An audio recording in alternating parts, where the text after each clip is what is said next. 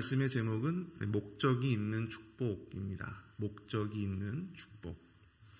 세상의 모든 것에는 이유와 목적이 있기 마련이죠. 하나님께서 우리에게 뭔가를 허락하실 때에는 어떠한 분명한 이유와 또한 목적이 있습니다. 그것은 축복의 영역도 마찬가지죠. 하나님께서 이스라엘 지파에게 이 제비뽑기라고 하는 독특한 제도를 통해서 가나안 땅을 분배하실 때에도 나름대로 그렇게 분배하셨던 나름의 분명한 이유와 목적이 있으셨다라고 하는 것입니다. 그것은 오늘 본문에 나타난 시므온 그리고 스불론 그리고 이사갈 지파의 경우도 그러하다라고 하는 것이죠. 오늘 새벽에는 이 세 지파에 허락하신 기업의 분배를 통해서 우리가 이들의 기업 분배를 통해 깨달아야 할 영적인 교훈이 무엇인지 우리가 함께 오늘 새벽에 살펴보고 은혜를 나누어 보기를 원합니다. 이 지파들의 기업 분배를 통해 우리는 과연 무엇을 깨달을 수 있을까요? 첫 번째로 우리는 흩어짐에 처해도 믿음의 기회를 잡아야 한다라고 하는 것입니다. 흩어짐에 처해도 믿음의 기회를 잡아야 한다. 이스라엘 지파들 가운데 유독 이 레위 지파와 시므온 지파는 독립된 기업을 받지를 못했습니다. 레위 지파는 우리가 다 알다시피 성전의 봉사와 또 성전에서의 어떤 헌신을 위해서 하나님은 그들의 기업을 하나님으로 삼고 땅을 기업으로 분배받지는 못했다라고 하는 것이죠. 시므온 지파의 경우도 유다 지파의 지경 안에 작게 일부의 땅을 그렇게 기업으로 분배받았습니다. 시므온 지파는 출애굽 초기만 하더라도 제가 전에도 한번 말씀을 전할 때 소개해 드렸듯이 이스라엘 지파들 가운데 과연 세 번째로 인구가 많았던 그러한 지파였어요. 그러나 이 바알보올 사건으로 인해서 그들의 족장이었던 시므리를 비롯한 많은 사람들이 죽임을 당했고 또 이런저런 일들로 인구가 확 줄어버리게 됩니다. 그래서 가나안 정복 후에는 굉장히 적은 숫자의 인구만이 남게 되었다고 하는 것이죠. 9절에 보시면 시므온 자손의 이 기업은 유다 자손의 기업 중에서 취하였으니 이는 유다 자손의 분깃이 자기들에게 너무 많으므로 시므온 자손이 자기의 기업을 그들의 기업 중에서 받음이었더라. 그래서 시므온 지파는 이 인구에 비해서 다소 많은 지경을 분배받았던 유다 지파의 일부 기업을 할양을 받게 된 것입니다. 그래서 마치 이 한 지붕 두 가족처럼 유다 지파의 땅 안에 얹혀서 살게 되는 어떤 그런 모습을 취하게 된 것이죠. 그리고 역사적으로 보면 시므온 지파는 훗날 유다 지파에 조용히 편입이 되는 말 그대로 조용히 소멸되게 되는 그런 운명을 맞이하게 됩니다. 그런데 참 신기한 것은요. 우리가 앞서 살펴보았던 요셉 지파들은 자기네들 땅이 적다고 그렇게 막 원망하며 불평하며 더 많은 땅은 달라 그렇게 호소하는 모습들을 보이곤 하는데 중요한 건 이 시므온 지파는 상대적으로 이 독립된 땅을 받지 못하고 그 유다 지파의 어떤 땅을 할양받아서 한 지붕 두 가족처럼 그렇게 살게 되었음에도 불구하고 거기에 대해서 원망하거나 불평하지 않았다라고 하는 사실이에요. 어떤 이의를 제기하지 않았다라고 하는 것입니다. 마치 그들 자신도 그러한 것들을 충분히 예상하고 있었다라고 하는 식으로 그들의 반응이 그렇게 나타나고 있다라고 하는 것이죠. 이들이 이렇게 된 데에는 과연 어떠한 이유와 또한 사건이 있었을까요? 여러분 창세기 34장을 보시면요. 야곱의 딸 디나가 이 세겜 땅에 들어가서 추장 세겜에 의해서 강간을 당하게 됩니다. 뿐만 아니라 세겜과 그의 아버지 하몰은요.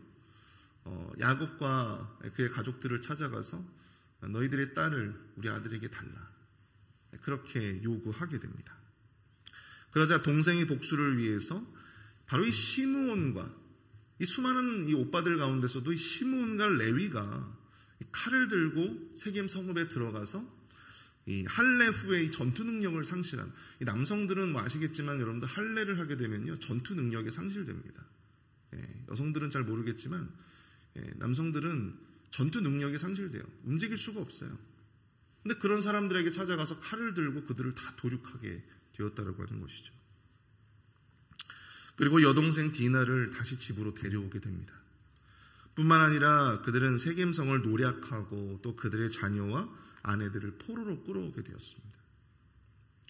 그 일로 인하여서 야곱의 집안은요, 바로 이 가나안 족속 전체의 표적이 될 수 있는 그런 위험을 안게 되었다고 하는 것이죠. 그래서 야곱과 그의 가족들은 서둘러서 그 땅을 떠날 수밖에 없었다고 하는 것입니다. 근데 여러분, 이 사건이요, 야곱에게는 굉장히 큰 충격이었던 것 같아요.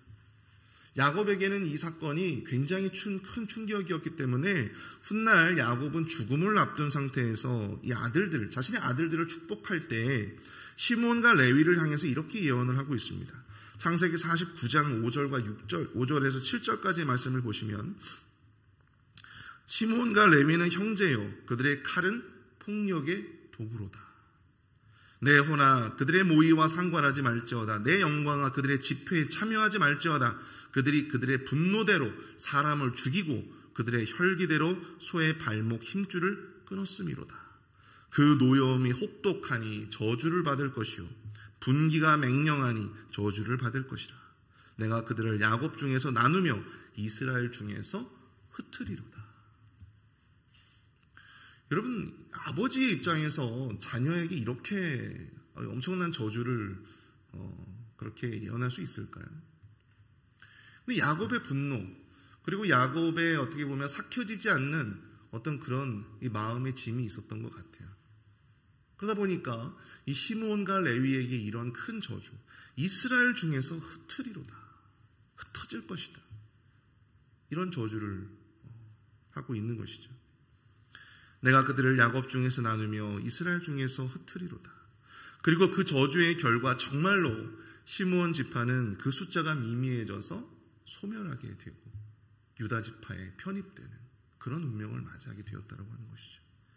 또한 레위 지파는 어떻습니까? 땅을 기업으로 분배받지 못하고 정말 이 야곱의 예언처럼 흩어져서 전국에 흩어져서 전국 각지에 그렇게 흩어져서 살게 되었다고 하는 것이죠.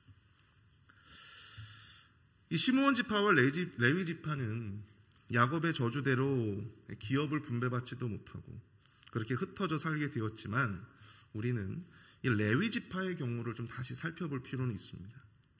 야곱의 저주대로 그들도 흩어져서 살게 되는 운명을 맞이하게 되었지만 그들은 성전을 위해서 헌신하며 또 이 각 지파의 땅에서 이스라엘 지파가 한 종교 안에서 하나님 안에서 이렇게 하나의 민족으로 하나의 연합체로 나아가는데 굉장히 중요한 구심점의 역할을 했다고 하는 것입니다. 그리고 결정적인 계기가 되었던 사건이 있는데요. 바로 이 출애굽기 32장의 황금송아지 사건이에요. 창세기 32장에서 이스라엘 백성들은 이 모세가 없는 틈을 타서 황금송아지 상을 만들죠. 그리고 그것을 마치 하나님인 양 숭배했습니다. 그때 유일하게 그들을 처벌하려고 할 때 모세의 편에 서서 그들을 처벌했던 자들이 바로 누굽니까? 바로 레위 지파였다고 하는 것입니다.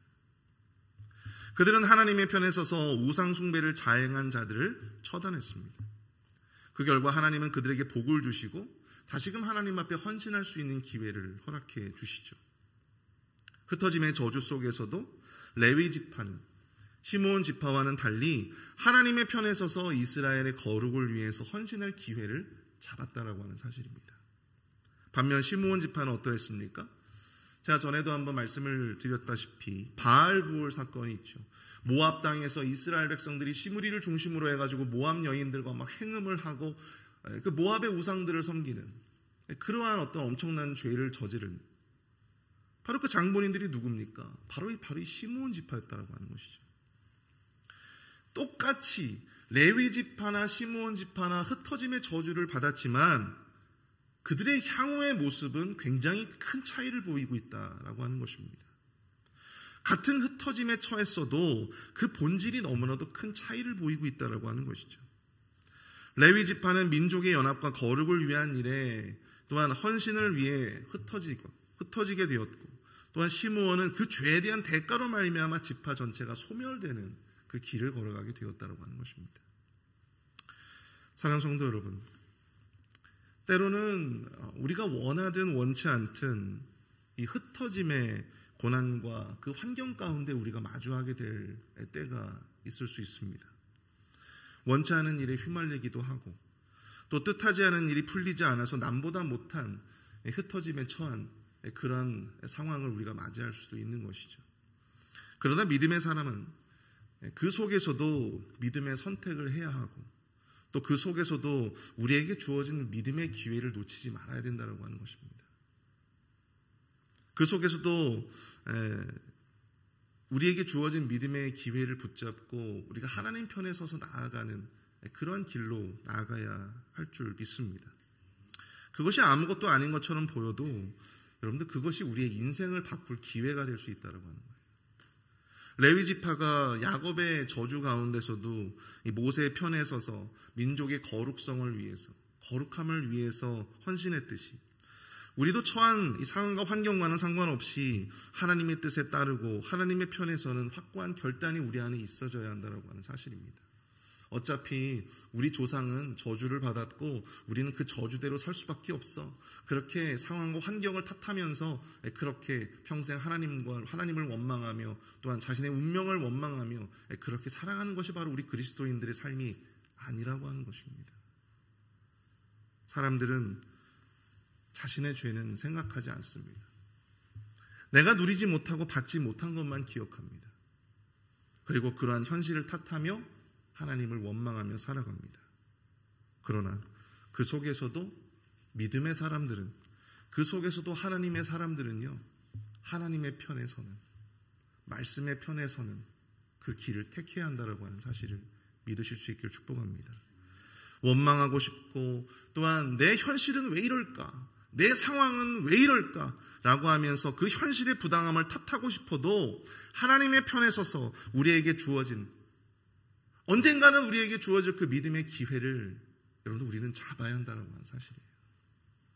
부당한 현실이라 생각되어도 어쩔 수 없는 하나님의 징벌이라 생각되어도 여러분 우리 하나님께서는 반드시 우리에게 다시 일어설 수 있는, 회복할 수 있는 기회를 주신다라고 하는 사실을 여러분들 믿으실 수 있기를 축복합니다. 그 믿음의 기회를 여러분들 기다리십시오. 선택의 순간 죄와 세상이 아니라 하나님의 편에서 하나님의 뜻을 따르기로 결단하는 우리 모두가 될 수 있기를 축복합니다. 그 기회의 주인공이 저와 여러분들 우리 모두가 될 수 있기를 바랍니다. 두 번째로 우리가 받은 기업에는요, 하나님의 거룩한 목적이 있음을 우리는 깨달아야 합니다. 우리가 받은 기업에는 하나님의 거룩한 목적이 있다. 야곱은 창세기 49장 13절에서 스불론 지파에 대해서 이렇게 예언하고 있습니다.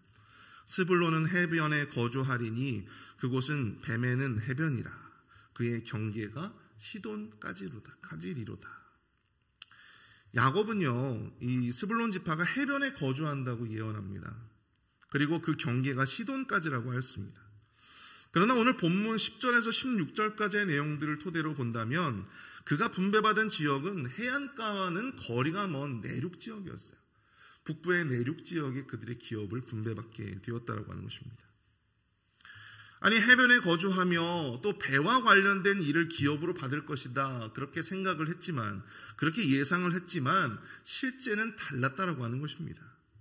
우리와 예상했던 것과 하나님께서 다르게 응답을 하신 거예요. 우리가 예상했던 것과 다르게 응답될 때 여러분들 우리의 반응은 어떻습니까? 혼란스럽죠. 하나님이 이렇게 역사하신다고 했는데, 하나님이 이렇게 우리에게 복을 주신다고 했는데, 하나님께서 우리에게 이렇게 기도의 역사 응답하신다고 했는데, 그것이 우리의 생각과 우리의 기대와 우리의 예상과는 다르게 돌아가고 있을 때 여러분 우리는 혼란스러워요. 의심스러울 수 있습니다. 도대체 하나님의 의도가 무엇인가? 도대체 하나님의 뜻이 무엇인가? 그러나 역사의 눈으로 그들의 삶을 들여다보면 하나님의 응답은요, 결코 틀림이 없었다라고 하는 사실을 우리는 깨닫게 되어진다고 하는 것입니다.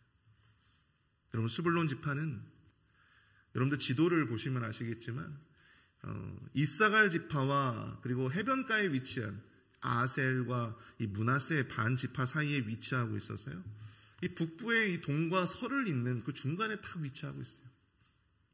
무역의 요충지였다고 합니다. 교통의 요충지였어요.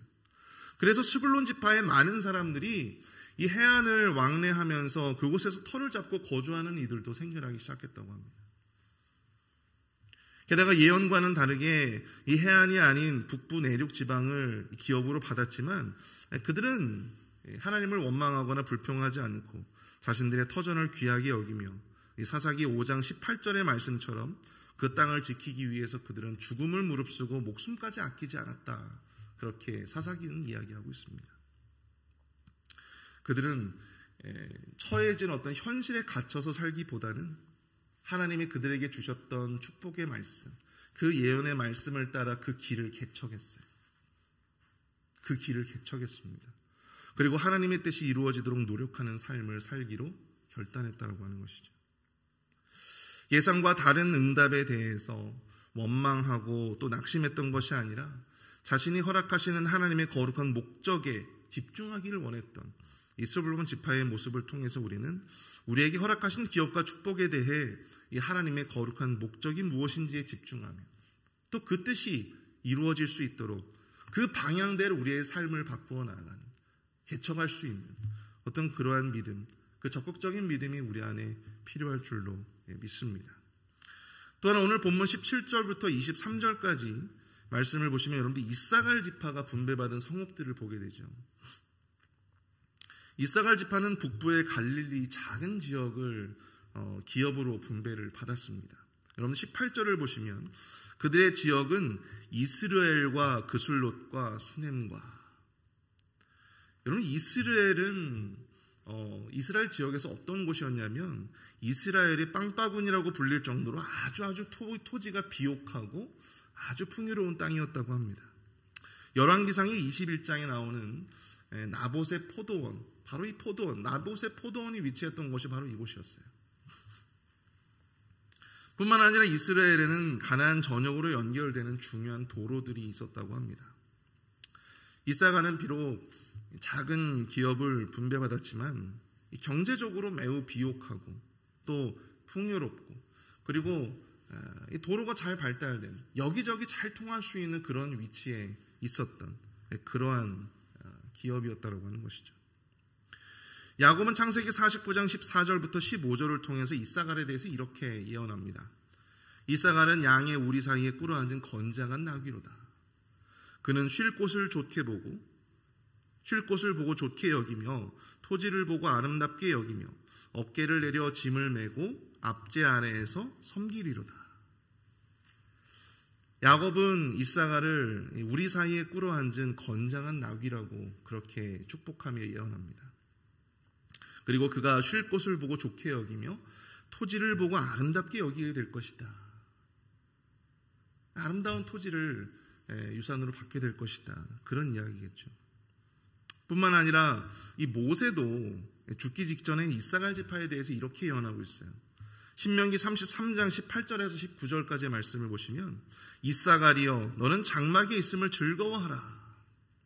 그들이 백성들을 불러 산에 이르게 하고 거기에서 의로운 제사를 드릴 것이며 바다의 풍부한 것과 모래에 감추어진 보배를 흡수하리라. 이 축복의 예언의 말씀들처럼 이사갈은요, 비옥한 토지에 좋은 환경을 기업으로 받았고 또 이렇게 좋은 기업을 받은 지파답게 여러분 역사적으로도 이사갈 지파는 굉장히 많은 일에 헌신하는 그런 모습들을 보여줍니다. 역사적으로 유다 지파와 함께 이스라엘이 큰 위기에 처했을 때 선봉에 서서 다른 지파들을 돕고 또 독려하는 그런 역할들을 자처하게 되었습니다. 사사 시대에는 이 돌라와 같은 그러한 사사를 배출했고요. 또 드보라가 이 드보라는 에브라임 지파 사람이죠. 이 드보라가 나타났을 때에는요, 비록 자신들과는 다른 지파였음에도 불구하고 드보라를, 그것도 여성이었던 여성 지도자였던 드보라를 그 어떤 지파보다도 더 적극적으로 지원하고 또 협력해서 외적을 무찔렀던 그러한 지파였습니다.